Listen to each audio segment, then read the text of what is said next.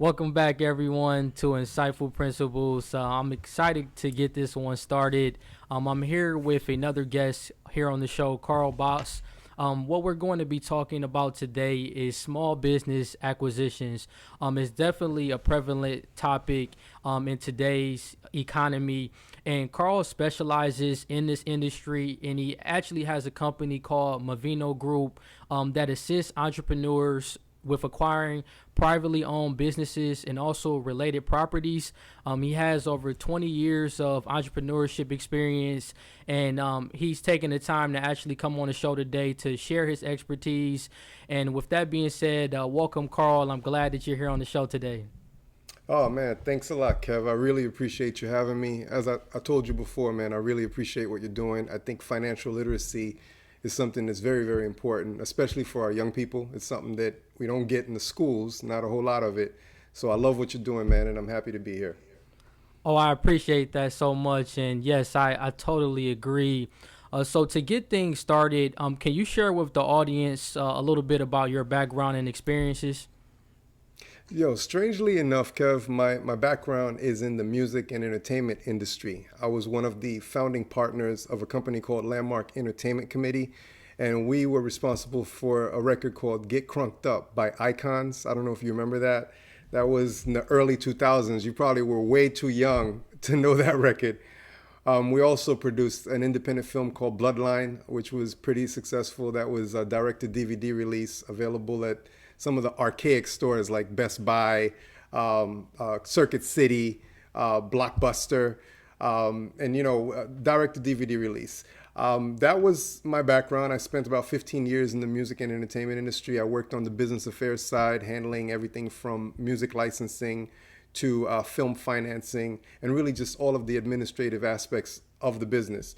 And I left the entertainment industry back in 2009, and I founded a company called Movino Business Advisors. And Movino is an entrepreneurial consulting company. What we do is we help newer entrepreneurs with establishing their entities. We help with formation, corporate identity development, business planning, and everything involved with really just setting up the business. You'll be surprised how many people come in from different professions who have some form of gifting or some form of training, and they want to go into business for themselves, but they need a little help with organizing themselves and organizing the business. So that's what the company does. Back in 2018, we expanded the practice to include business brokerage. And what that means is we don't only help with setting up the business, but we can also help with acquiring an existing business. And if you also want to sell your existing business, we can help with that as well. Yes, it's so great to hear your array of experiences, and that actually transitions into the topic today with small business acquisitions. I know this is one thing that you're very passionate about, and can you really discuss what the advantages are of purchasing an existing business in comparison to just starting one up from scratch? Oh, absolutely, man. Absolutely. Our company, like I said, we spent several years helping people start businesses from scratch. And that's very gratifying, and it's a lot of fun. But it also carries a lot of risk. And a better option, in my opinion, is, buying an existing business because there are just so many advantages. The first advantage, I think, has to do with the systems and processes that are already in place. One of the most important things you're going to do when you start a business from scratch is set up your systems. How is everything going to operate? How is it going to flow? Well, when you buy an existing one, that system's already in place for you. The previous owners have already worked through a lot of the kinks. They've gone through a lot of the trial and error. And a lot of the ideas you may have starting out, the owner can tell you, hey, listen, I tried that when we started out. It didn't work. So they've kind of sorted through a lot of the systems and processes, and you get to benefit from that. So that's one of the first advantages. The second advantage is that you have a team that is already in place. One of the challenges, another challenge with starting a business from scratch is finding good people. Finding the right people, then you've got to train them and you've got to kind of establish that culture. When you buy an existing business, the people have already been trained. They know what to do on a daily basis. They've been doing their job for hopefully several years, and they've been doing it well enough to keep the business successful. So you get the benefit of this existing team that knows what they're doing. And the third and probably most important benefit, I think, is the existing revenue that's in place. when you start from scratch, you got to go out there and knock on all the doors and build your business up. You got to start getting revenue in the door. That's, the most important. That's the lifeblood of the business. But it seems when you buy a business when you buy an existing business, that stream of revenue is already there. And you can then tweak some of the processes. You can definitely inspire the employees and you can make more money, but the whole concept is there, the infrastructure is there. And I think that, those are some really, really important advantages as to why I encourage people to explore that option over starting from scratch. Yes, I think that it saves a lot of time and effort for someone that's wanting to become a business owner, but they want to try to find a lower barrier of entry where they don't have to go through all of those challenges of trying to hire a team that's going to be what they're are looking for to build their business, or putting in the right systems and processes in place. They already have it there for them. So I definitely think it saves a lot of time and effort. Of course, there still is a lot of work that goes into acquiring a business. And not to interrupt you, but you know what? There's something that I think that people believe that they're losing out on is that personalized touch. But you can always implement that. Like, you can always personalize the systems as you get to know the business and you get to understand how it operates. You can tweak some of those systems and you can inspire those employees and you can do things better. And over time, the business can become more yours. But the idea of starting out with that base, I think, is a tremendous advantage. Yes. Now, can you discuss what the financing options are with purchasing an existing business, and what is one that you may feel is the most valuable to investors? Okay, well, of course, like everything else, you can buy it outright in cash, right? So you've been saving money, you probably got money in your 401k, some equity in your home, and you have some cash saved up and you can just buy it outright. So let's just say that a business is going for $100,000, you can buy that business for cash, right? That's one option to acquire it. But then you could also open up your mind and look at businesses that are a little larger and leverage some debt. You may not want to just, maybe you can put that $100,000 down towards $1 million business where you've got a lot more revenue coming in. So financing and debt is definitely an option. Now, as far as financing, banks are a little bit risk averse. So banks tend not to want to lend for business acquisitions. But one of the things that the government has done to help that is by implementing the Small Business Administration, which is an agency of the government that helps to induce banks. Their whole goal is really to help businesses develop and help businesses get established. And so what they do is they offer a guarantee to banks to induce them to do more small business lending. And so you can definitely leverage that by going through the SBA. You find a lender that's affiliated with the SBA. It's better to find a preferred lender because a lot of lenders do SBA lending, but preferred lenders are lenders that know the process a little bit better and they have a preferred relationship with the SBA, and your closing process can go a whole lot faster. So you can buy it from cash or you can leverage debt.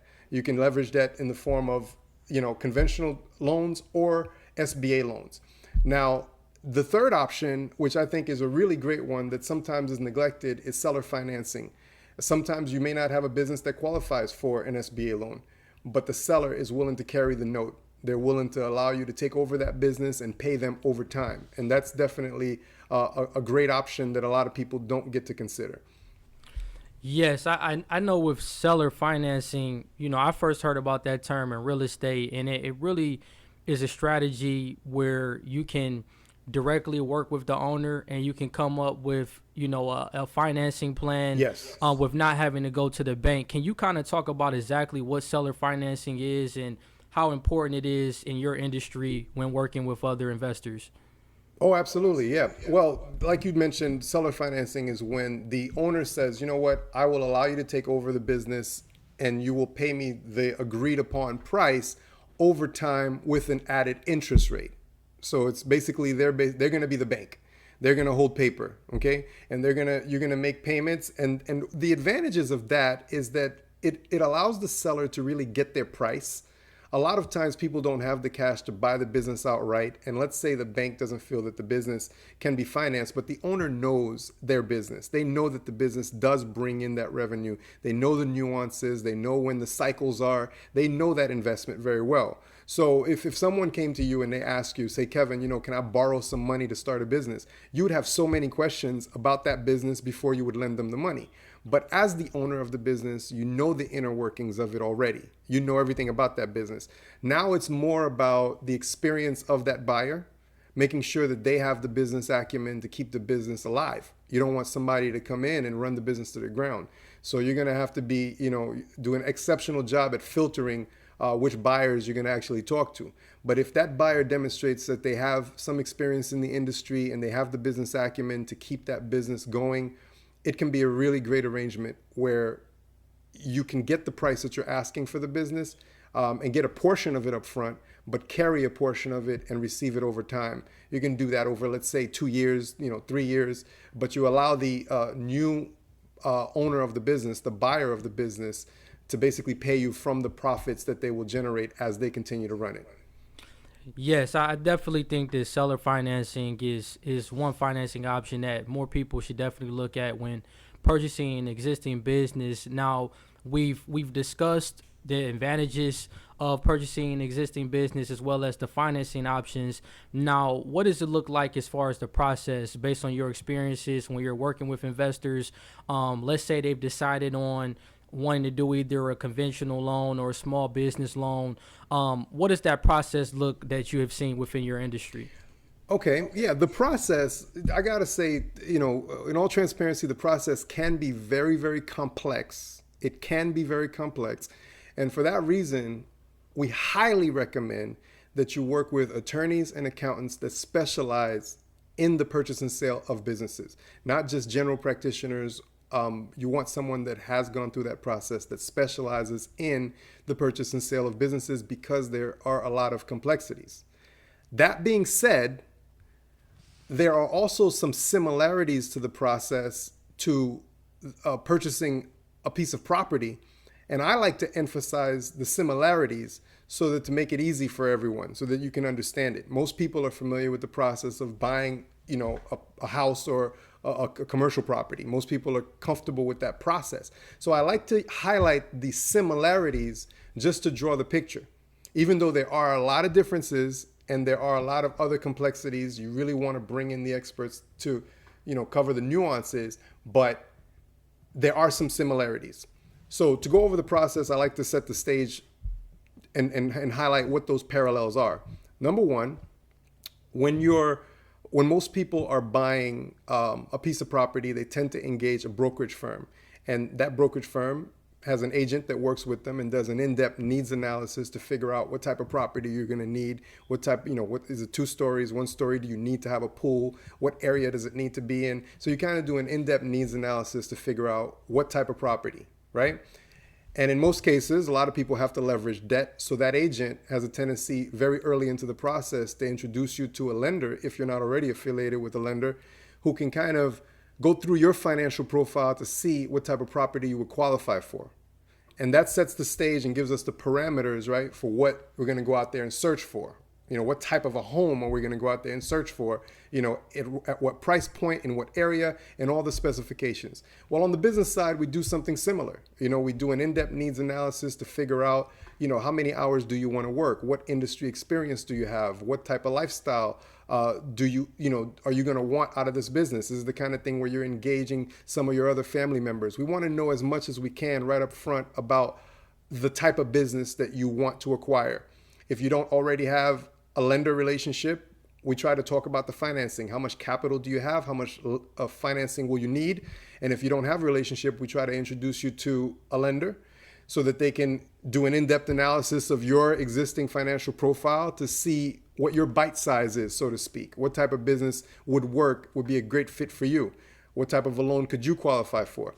Granted that the lenders don't put a whole lot of emphasis on you as a buyer, even though there is some, they do look at you. They look more at the business itself. They want to make sure that the business is profitable. And if there's a good fit where you're not like this reckless person with a bad credit profile, there tends to be a match when the business itself is profitable. So the emphasis is placed on the business.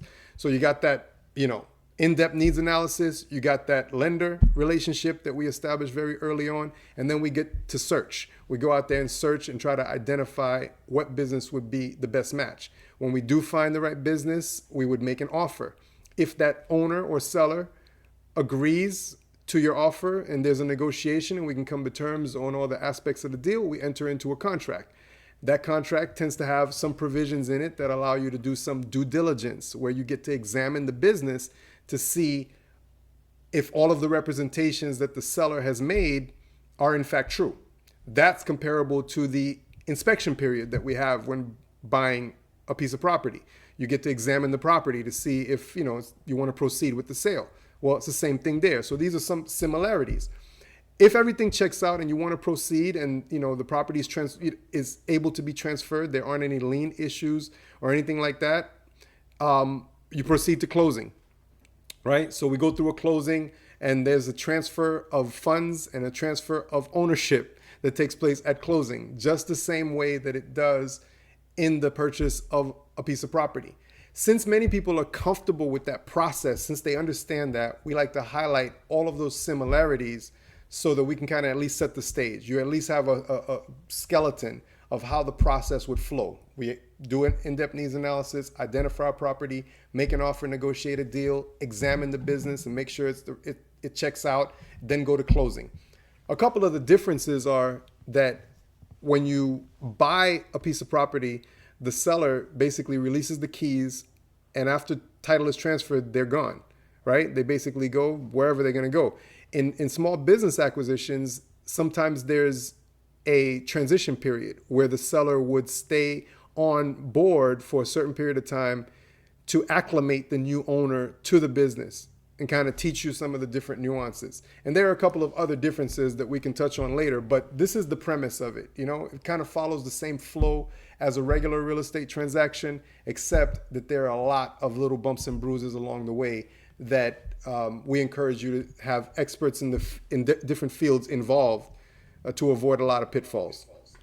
Yeah, I definitely can see the importance of having an accountant and making sure you're having an attorney when you're doing these transactions, because I know it can be very complex, and it's great to see that you all are doing that in-depth analysis and making sure that you're examining what that investor needs is as far as what they're looking for with acquiring a business. And I wanted to get your perspective of what makes a great deal from the seller standpoint, from the person that's buying the business. Based on your experiences, what do you typically see that's a good deal for both parties when in the small business acquisition world? Oh man, that's a really great question. And I think that what makes a good deal is when everybody's got a little skin in the game. When you're going to have a deal that involves a combination of you, the buyer, coming to the table and bringing some money to the table, and you're going to get some financing. It's also good when the seller has a certain portion of that in seller financing. So you're going to have, the bank has some skin in the game, you as the buyer has some skin in the game, and the seller has some skin in the game. When all parties have a little bit of an interest, a vested interest in the business being successful, I think that's what a good deal looks like. Because you got to think about it. If the buyer takes over this business and the seller is just gone, then all the risk is on the buyer and the lender, right? All the risk. So the seller has no vested interest in, standing behind some of the statements that they've made, some of the, representations that they've made about the business, because they don't have a vested interest. They've got their money and they make out into the sunset and they go, right? So that's not a win-win situation. But when you see that the seller has a vested interest, the buyer can always turn to them and ask them certain questions. And that just shows you that the seller has confidence in the business. It's a testament to how confident they are in the numbers that they've represented to you, because they're actually willing to wait on their money because they know that their money is going to come. You see what I mean? So the fact that they've got a vested interest. So you as a buyer now, if you came to the table with no money out of pocket and, it was really just the bank and the seller, what vested interest do you have to run the business properly, right? You're gambling with the bank's money and the seller's money, so you don't have any vested interest. So we can see that all parties having skin in the game helps the deal be balanced. And I think that that's really what makes a good deal is when you have a combination of something out of pocket, some equity injection from the buyer, some kind of a portion of the sale being carried by the seller in conjunction with some of that bank financing.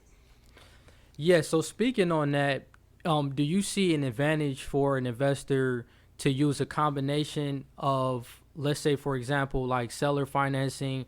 They may use a conventional loan from the bank and actually putting their own money into the business as well. Do you think that it's important to do a combination of different financing options where everyone has skin in the game? Like, would you recommend that as far as someone that's wanting to acquire a small business to use a combination of all the methods that may be available to them to make it best for all parties in the deal? Absolutely. I think I highly recommend that. I think that that's really the premise of it. That's what really makes a good deal. Because if you had, let's just say we're using $100,000 to keep it simple. But if you do have that $100,000, perhaps it'll be wiser for you to really invest, 20,000 of it into the acquisition of that business and carry a note for the rest. But your cash on cash return, like the amount of money that you're putting out, you're going to be profitable really quickly, if you're leveraging that, as long as the profits of the business can service that debt.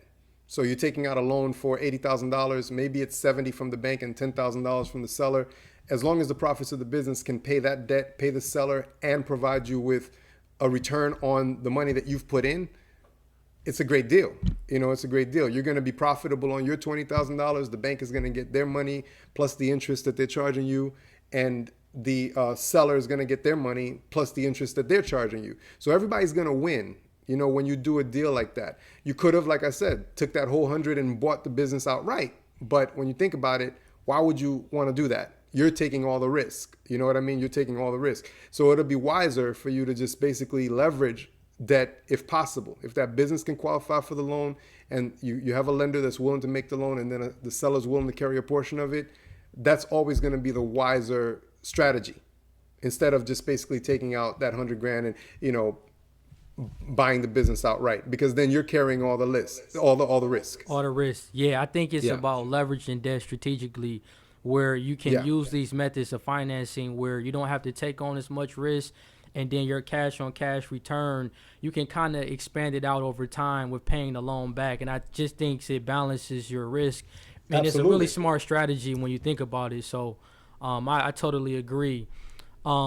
Now, you recently, with one of your Clubhouse events, you really talked about how people can grow a business through acquisition. And I know some of the examples that you provided with me, it's just like with myself wanting to become working in the financial services industry, thinking about possibly partnering with a tax preparation service. So I really like your methodology when you talk about that with how you can actually grow a business through acquisition. Can you kind of talk on that a little bit more? Yeah, I think I mentioned to you, I said a friend of mine, a long time ago, his name was Tony Mancino. He said that in life is two things. You're either born with it or you have to buy it. And I think that makes a lot of sense. If you're born with it, you have it already, or you have to collaborate with someone at some point to be able to supplement or complement what you have, right? You have something and you're missing another piece.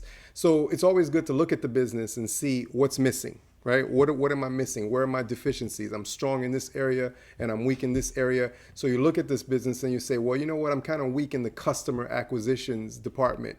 So you could do a couple things. You could spend a lot of money to invest in your customer acquisitions department, or you could find a business in a related industry that's doing a hell of a job with customer acquisitions, And in your case, we were talking about, you have a financial consulting practice, right? What if you bought a tax practice that has tons of customers? a tax practice that has tons of customers, and you integrated that as far as your business. Now you have that stream of revenue every year that's going to be coming in from that customer base that this business already renders tax preparation services to. And now you can easily, these people already trust this business to do their taxes every year. You can easily start to offer them a lot of your financial consulting firms. So you've essentially bought yourself a customer acquisitions department because they've already got tons of customers. You see what I mean? And I think that that's the way you got to look at it is, what is my business missing? Where am I strong? And that's how the big boys do it. And what I would want to do is make this process a little bit more familiar to small business owners, where they start to understand that you don't have to keep building from scratch. One of the things that I find, Kev, is that there's a lot of people taking an interest in small business ownership. There's like this influx of interest. People all over are recognizing the value of small business ownership. And at the same time, you have tons of business owners that are looking to get out. They own these businesses, they've built them up, and for various reasons, they have different life changes, whether it's retirement, divorce, they want to relocate. Maybe they have, children, they want to spend more time at home, and they just don't want to invest that many hours in the business anymore. People want to divest of their businesses for a number of different reasons. But one way or the other, they're looking to get out. And so what we want to do is just kind of bridge that gap between people that are wanting to get into business and those that are looking to get out of business. And it's for that very reason. We just try to match up. Okay, well, what do you need? What are you missing? You're missing this. You'd like to build this type of a business, right? Well, there's a guy right now who's selling an infrastructure we think could be wonderful for you. Or you want to grow your business, right? You have this business and you want to expand. It could be territory, it could be revenue, whatever you want to expand and you want to grow. We can look for it and we can actually incorporate it into your existing business. So it's a great strategy for startups, it's a great strategy for expansion. So whether you're just getting started or whether you're growing, acquisitions are hands down one of the best kept secrets. Yes, I totally agree. And one thing that I wanted to discuss is I know, like with real estate, when you are looking to find a property, one thing that you want to find is a motivated seller. And I can kind of see that similarity with small business acquisitions. Is Absolutely. You want to find people that are willing to sell their business, that, like what you mentioned, they may be retiring, they may want to move on through another life venture. And I really wanted to get your perspective on what are either some platforms or websites that people can actually use, or that what you may take an investor through for them to be able to find motivated sellers that are looking to want to get out of business and do something different. Yeah, Florida, we have an association here called the Business Brokers of Florida, and we are one of the few, if not the only, in the country that has an organized MLS. We're more organized here in Florida than many of the other states when it comes to business brokers. So we actually do have an MLS. So when working with a business broker, you'd have access to that. And it's one of the most targeted exchanges because we have, buyers that have specified, everything they're looking for, like tons of buyers and businesses that are on the market, and we're corresponding with other brokers, and we actually co-broker and collaborate with one another here in Florida. That's not that common throughout the rest of the country.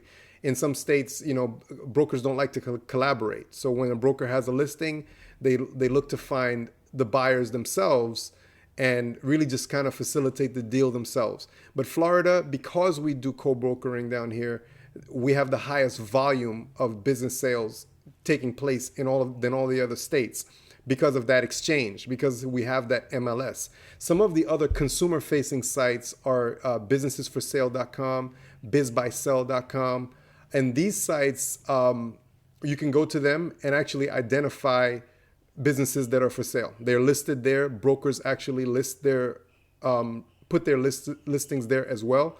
But one thing I'd caution anyone that's interested in buying a business is to, even though you're going to search on those sites, I highly encourage you to work with a broker, because when it comes time to get information, you're not going to get it as readily, because confidentiality is a really, really important thing in this industry. When you're selling a piece of property, you advertise it, you put it out there, you let everybody know the address. You want the whole world to know. You put a big sign in the front, letting everybody know that this property is for sale, whether it's a residential property or commercial property. You want the entire world to know. But when it comes to businesses, there's confidentiality is extremely, extremely important. And the reason is because the wrong people knowing that your business is for sale can undermine the business itself.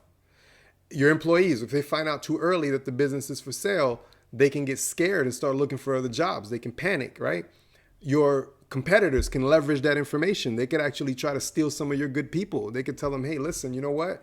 This guy's closing his business down, or he's selling. You don't know what's going to happen. You don't know who the new owner is going to be. So you don't want too many people knowing that the business is for sale. So all of these businesses that are listed, the information isn't readily published. You're going to have to sign a confidentiality agreement, go through a lot of other hoops and hurdles before you can get certain information disclosed. You see? And so when going through that process, I encourage everyone to have representation, have a broker helping you navigate that process, because you're going to be dealing with a broker on the other side who's trying to protect the integrity of that business. They're trying to protect the confidentiality of that business. They're not just going to release the tax returns and release. They don't know if you're a competitor trying to get the secret sauce or trying to get information on the business. So they're going to want to vet you intensely, right? So working with a broker that knows their way around that process is very helpful. So you do have these consumer facing sites, but because of confidentiality reasons, you're not going to get all the information that you need. A broker, working with a business broker, will allow you to be able to navigate that process more efficiently, because they have, number one, they understand the process and how to deal with other brokers. And number two, here in Florida, we have access to that exchange where we have, access to tons of businesses that are for sale, and we collaborate with one another. It's easy to kind of see that buyer pool of who's looking for what. So, highly encourage you to work with an advisor, even if you're going to be looking on those sites for yourself. Yeah, so what I'm hearing for you basically is that you do have these websites like bizforsale.com, but having a broker is going to give you more advantages from a negotiation standpoint, perhaps. Absolutely. Or just being able to facilitate the transaction with confidentiality, where on a website, you may not have as much exposure to information, and working directly with a broker that can walk you through that process, because not all business owners are going to want to disclose certain information that they're selling their business. So that's what I'm hearing on why it's absolutely. Confidentiality is one of the most important, and that's also one of the distinctions too. It's one of the other differences. Like I said, when it comes to commercial property and residential real estate, you want the world to know, right? But in the case of a business, you do not want the world to know. You don't put a sign outside that says the business is for sale. The business does not go on Zillow with the address published. That's just not how, it's done. So the address is never published, just a general description of the revenue, the general description of, what the business is about. And to get more information, you'd have to be vetted. So the listing broker on the other side is going to vet you. They're going to want you to present your financials as a buyer to show that you have the acumen. You're going to have to, disclose a little bit about yourself and your experience to allow that listing broker to feel comfortable disclosing certain things to you. Yes. Now, I wonder, are there any other differences with small business acquisitions in comparison to real estate? I know you talked about confidentiality, but are there any other differences you've seen in the industry? Other absolutely. There are many. As we talked about, there's that transition period, where the owner doesn't just walk away. Seller financing is much more common, and when you get into that, the agreements are going to be a little bit more complex, because it's not just a standard agreement that you might have in the purchase or sale of real estate. The value of the business can change. It's dynamic. This is another reason why we highly encourage the use of brokers and advisors, is because if you're trying to sell your business, right, and we're talking about on the sell side here, if you're trying to sell your business and you take your foot off the gas because you're busy negotiating or dealing with buyers and vetting buyers and doing buyer interviews, while you're doing that, the profits are dropping. So you could literally, lose value in your business while you're busy trying to sell it yourself. So that's another reason why we encourage the use of brokers, right? because one of the biggest differences is that when you look at a piece of real estate, like a piece of residential real estate, you're looking at a house, unless the market goes through a drastic change, you can pretty much guarantee that the value of this house in this neighborhood is going to be pretty much the same. But every single business is unique, and the value can change overnight. A person can land a big contract and the value of that business can change. You can land a big contract and all of a sudden that puts you in a whole different stratosphere. You can, or the reverse can happen. You can lose a couple of big clients and the value of that business changes drastically. So that's why it's a dynamic transaction that involves a lot of management, and it involves, just kind of a lot of moving parts and a lot of juggling, a lot more juggling than a residential sale. That totally makes sense.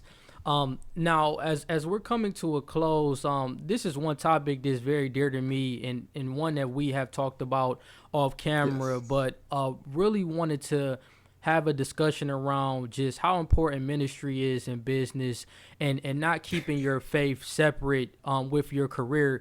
Can you kind of talk about how you've dedicated just with your ministry, with what you do in the small business acquisition world, and kind of just really touching on that?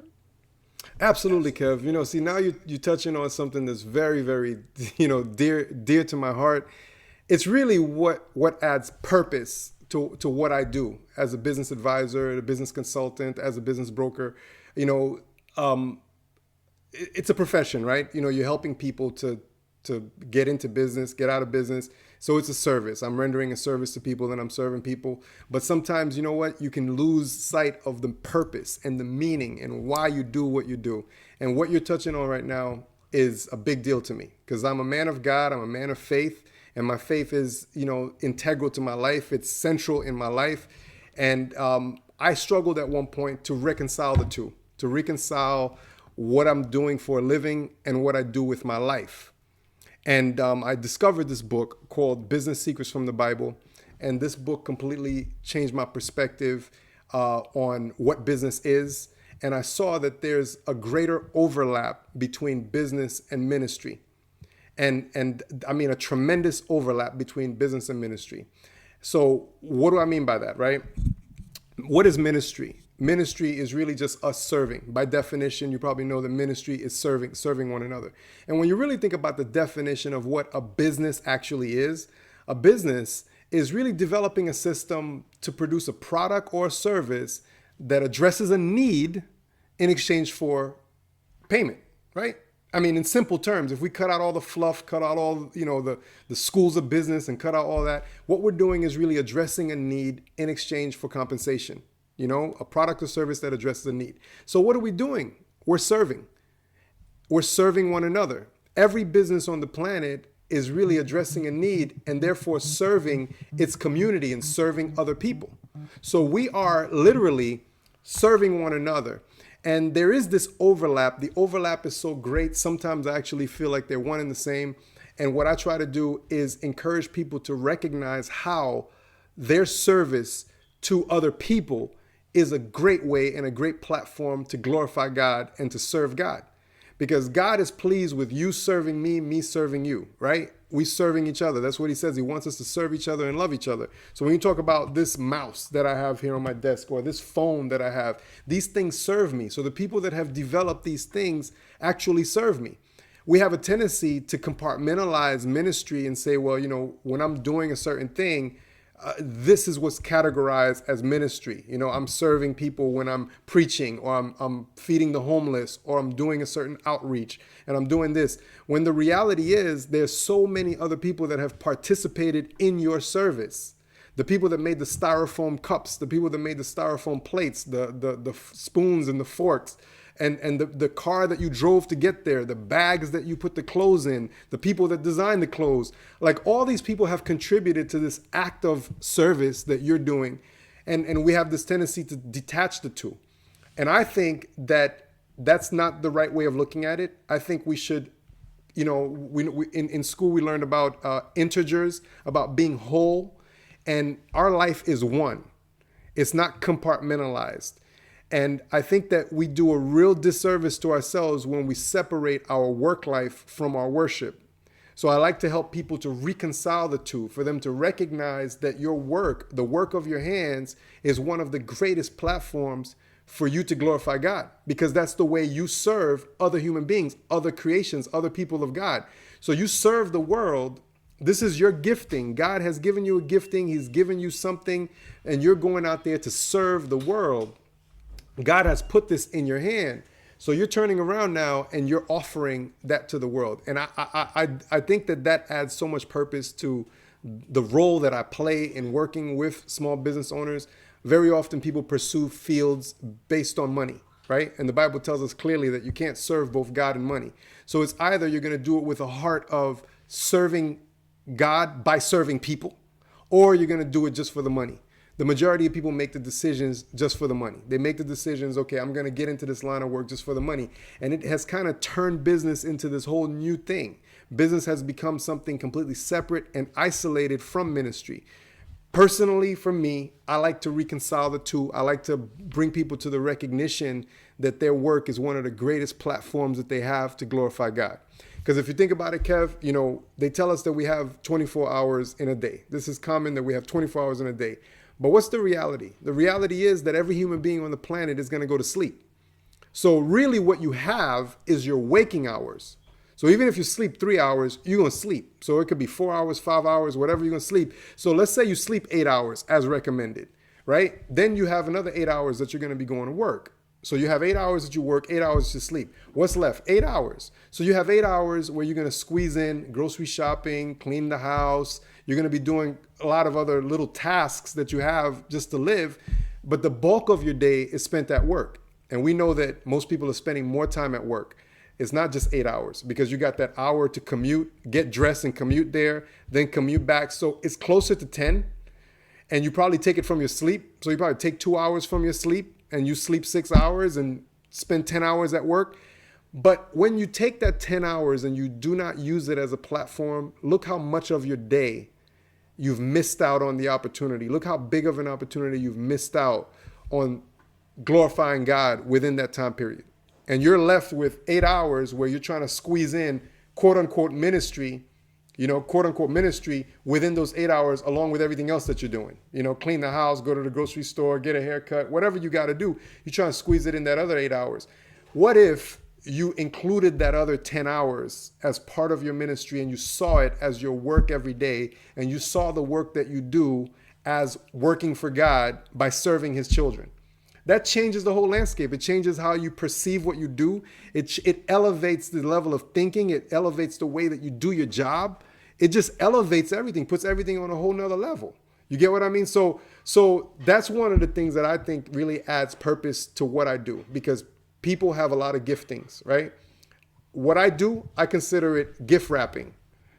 My job is to help you package your gifting in a way that is palatable and received by the world, and that involves a lot of, that may involve some administrative aspects. It may involve the branding. That's why I can never let go of really branding and corporate identity development, because I feel like that's a big role in terms of making it appealing. Just because you're a small single person operation doesn't mean you have to look small. And these days we got so many tools and resources available that, someone can help you to package your gifting and then offer it to the world. So I try to lead people into to finding that purpose in what they do, to finding that ministry aspect of what they do, rather than just, I'm just doing it for the money. And there's always going to be a lot of those business people out there like that are just doing it for the money. But what I love to find a person that is looking to get into the line of work and the line of business that they're gifted at. And that's just a passion of mine, trying to realign the world where people do what they're gifted to do, if that makes sense. Oh, I totally understand exactly what you're saying. And I think that the mentality needs to be more prevalent in the business world. I think oftentimes, like you said, people have this notion where, they work 8 hours during the day, and they're not focused on using that time to glorify God or to really display their ministry. And I think that the approach should be that every single day, while you're at work, use that as a platform, like you said, to glorify God, to show your ministry, because people should see the light through you and can see Jesus through you on the way that you carry Absolutely. yourself. So I totally, that's one thing that I continue to evolve in, and wanting to make sure that everything that I'm doing with this platform, just setting the stage of making sure that I'm glorifying God and explaining it in a way where people can develop a relationship with him as well. So I thank you so much for sharing that, because it needs to be more of a conversation in business for sure. Absolutely, Kev. Absolutely. Yeah. I mean, and I encourage, let me tell you, that book helped me a lot, because I think one of the things that happens to business people, especially that are very consumed, you get very busy, and it could be real discouraging, because in your mind, one of the lies that the enemy is going to tell you, Satan's going to kind of put in your mind that, you're not doing anything for God. Everything, you're just busy working, making money, right? You know what I mean? Like, you're out there making money, just working, and you're not doing anything for God. But there's so much that you're doing that benefits the kingdom of God. It's just about where your heart is, and are you doing it with that focus? And a lot of times it just takes an encouragement from a brother, and that's what I want to be is in the process of my consultation when I'm advising entrepreneurs, is to help them to discover that focus, help them to see that what they do is being used by God. What's the connection? You know what I mean? And if I could bring a person to see that, then you know what? You've changed a person's life. Like, their whole life has changed. Because now when they're working, it's like the way they look at themselves and the way that they see themselves is completely different. And that's just something that I really, really care about. And I just appreciate you asking me about that, because we talked about it. But let me tell you something. It's a bigger part of my business than I think I let on. I think I need to probably make it more central, right? Because it's a very, very important thing to me that people can make that reconciliation. I love it when a person can make that connection of how their business is glorifying God. That's important. Oh, it's so important. And I think, the one thing that really stands out to me of what you're saying is that in any line of work, you already are serving others. Whether, for myself, I'm in financial That's planning. right. So I'm serving other people by making them have a better financial wellness Stewards, of better life. stewards, where they're better stewards of their money, right? Of their money. So it's like, Yeah. you can use you can use that time to develop the relationship with your client by talking about your ministry and serving and glorifying God. And it's just going to add more, it's going to bring more joy to him with his kingdom. So I totally, agree to everything that you're saying. And last thing that I did want to ask is, how can others kind of connect with you on social media and also learn more about Movino Group? Absolutely, absolutely. Well, the first line, I'm not so large that I don't disclose my cell phone number. So first thing is, I love text messages, because text messages, like I think I told you once when we talked, are great because they get straight to the point. I can see what's going on and I can reply. So that's primary. I love text. But phone calls are welcomed as well. The only thing is, if you notice, when we were talking, my phone was ringing and I couldn't pick it up. So that happens sometimes with a phone call. But if I get a text message, I could easily see what's going on and address it. So that's primary. So that's 305-764-1158. I welcome calls and texts. The other way is, of course, my email address is Carl Bosse, CarlBosse @kw.com. Wide open, send me an email as well. And then, of course, you could visit our website, which is mavinogroup.com. That's MAVENOGROUP.com. Thank you so much for that, Carl. And everyone, definitely reach out to Carl. He's a great person to have in your circle, especially if you want to learn more about small business acquisitions. And definitely check out his website with mavinogroup.com. And as far as Disciple Principles, if you all can continue to like, subscribe, and share this video, it's greatly appreciated. I also will put my link tree in the show notes so you can connect with me on my social media platforms, as well as joining on my Patreon page. And Carl, I did want to tell you, thank you so much for taking the time to come on the show. I really appreciated your time. Kev, man, it was my pleasure, man. I really appreciate you. Like I said, I love what you're doing. I encourage you so much. I think what you're doing is just amazing. And, I'm following you on your channels, and I look forward to just, continuing to learn from you and what you're doing. And, I know you're growing, and, I can see much success in your practice, your financial consultation practice. I think that you're going to be doing really, really well. And, I appreciate the privilege of you having me on. Oh, of course, Carl. Well, everyone, thank you so much for tuning in to another episode of Insightful Principles, and take care. You got it.